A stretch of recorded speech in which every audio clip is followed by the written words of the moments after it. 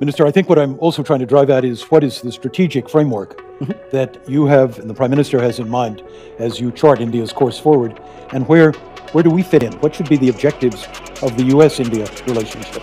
Well, the strategic framework, in a way, is not something which we can determine. We can determine our strategic path or strategic options, but the strategic framework is something which will evolve from the interaction of world powers with each other. So now this is how we look at the world, because that's what you're asking in a way. There is a very radical change underway in the world, and radical change in the sense that this time around, really, the 1945 world order is running out of gas. That there are changes which are happening which will really transform the relationships of major powers with each other, with the world as a whole, with the international order. A large part of that is the changed posture of the United States, much more nationalistic United States, which has repositioned itself or is repositioning itself in present continuous. Some fundamental questions are being asked about the reliability and relevance of the alliance systems which have anchored American policy and global order for many years. It's also it will be a very different world because you have the rise of China, and the rise of China is really the first rise of a potentially global power. The last time we saw such a rise, it was masked by the Second World War. So when the Second World War ended, suddenly people found that they actually had, they had one global power, the United States, but they had a second as well, the Soviet Union. So this time around, there isn't a masking. It is a very visible rise, and that will have its consequences. Europe is, while the attention in Europe has largely gone to Brexit, I think continental Europe itself is going through a churning process. In Asia, I think there are other issues. The centrality of ASEAN is a bit of a question mark. It wasn't that much before. It's not very clear what will Japan do, how much will Japan do, how that will work out.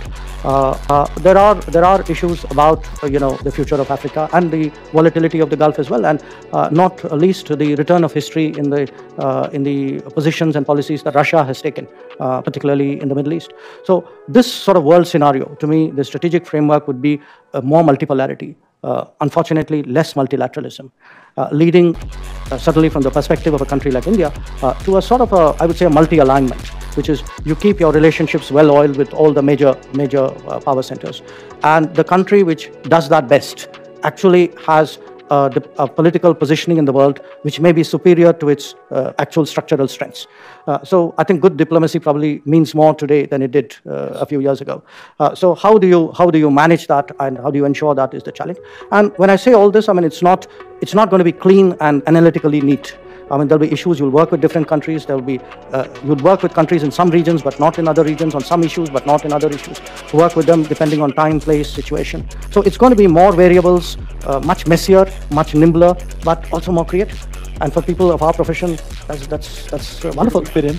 Oh, it's a new business waiting to happen. But between the United States and India, look, I've seen the enormous change.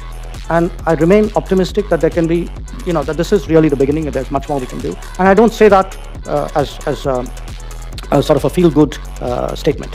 I really think that there are structural convergences between us. When I look at what would be the probable state of the world economy, the fact that we are moving to much more knowledge-based technologies and knowledge-based economy, for me, the relevance of each country to the other would grow. When I look at many of the big challenges, the challenges are similar, challenges of terrorism, maritime security, of truly global common connectivity. When our human element, our ability to talk to each other, I'm having this conversation with you. I'm not sure in how many capitals a similar conversation could be taking place. So for me, the human element is not unimportant, and if any of you think it is, you should have been in Houston and you would have got the message. So I do think that there is a lot that we have going for each other, but it needs to be tempered by realistic expectations, by a sense on both sides that neither would automatically and unthinkingly underwrite the position of the other. And therefore, it is important to have those good conversations and deep understandings of each other. Complex developmental model. But out of that, I actually see a much different society coming out, and a society which will be both capable and be more globalized than it is today. I'm going to push Alyssa's question also to ask you to expand it a little bit and talk about her question in the context of how India foresees a careful management of its competition and its cooperation with China. Okay. But before I get to the C word, I want to say a few words about the D word, which is democracy. Because I'm not sure I entirely agree with the assumptions underlying your question.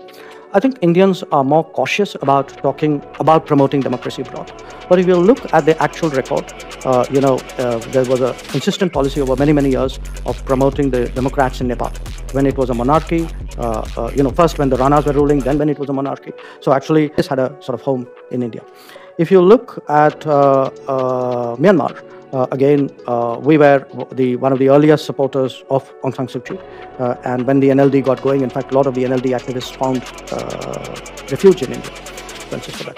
Even in Pakistan, I mean, if you look at the democratic forces of Pakistan, I mean, the Bhutto family at one point of time, Nawaz Sharif, I mean, these are people with whom there was very visible sympathy where India is concerned. I think, so my first point would be that actually we don't kind of wear it on our sleeve, but like any country, if there are things you believe in, you are comfortable with other people in those societies who have similar thoughts. Now, the other part of the same observation was as though the US has consistently been supporting democracy, which again is a very challengeable proposition. I will not talk of other parts of the world, but at least in our part of the world, a lot of our difficult history comes from the fact that the US had an image of being consistently supportive of Pakistani military dictatorships. So my own sense is we have both outgrown that. You are perhaps now a little more consistent in your practice. We are a little more consistent in our articulation. And I do think today this is a meeting ground between us. But we come from different cultures. In our part of the world, you often do things by more subtle signals than very open policy statements. And I think part of the Indian-American relationship today is harmonizing our ways of pursuing our values and interests. Regarding, when it comes to China, it's unrealistic in the world to only do business with people who think similar to you. That doesn't work in the marketplace, it doesn't work on the street, it doesn't work in global affairs. So we have to accept different societies are differently structured, they have their own particular systems. Where China is concerned, our relationship today is first of all based on the fact, I mean, it's just it's the second largest economy in the world. It also happens to be our largest neighbor. It's a neighbor with whom we have a very, very long history, a history of culture, history of interactions of different kinds. And increasingly, it is today our second largest trade partner. The fact that China's influence has grown over many years is also a fact of life. So, considering that international affairs is a business of realism, you have to factor all this in and then try to find an equilibrium with the country concerned.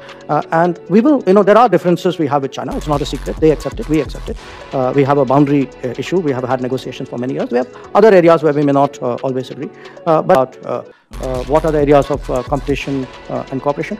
Look, international relations by its very nature is a competitive business. There's nobody with whom you don't compete.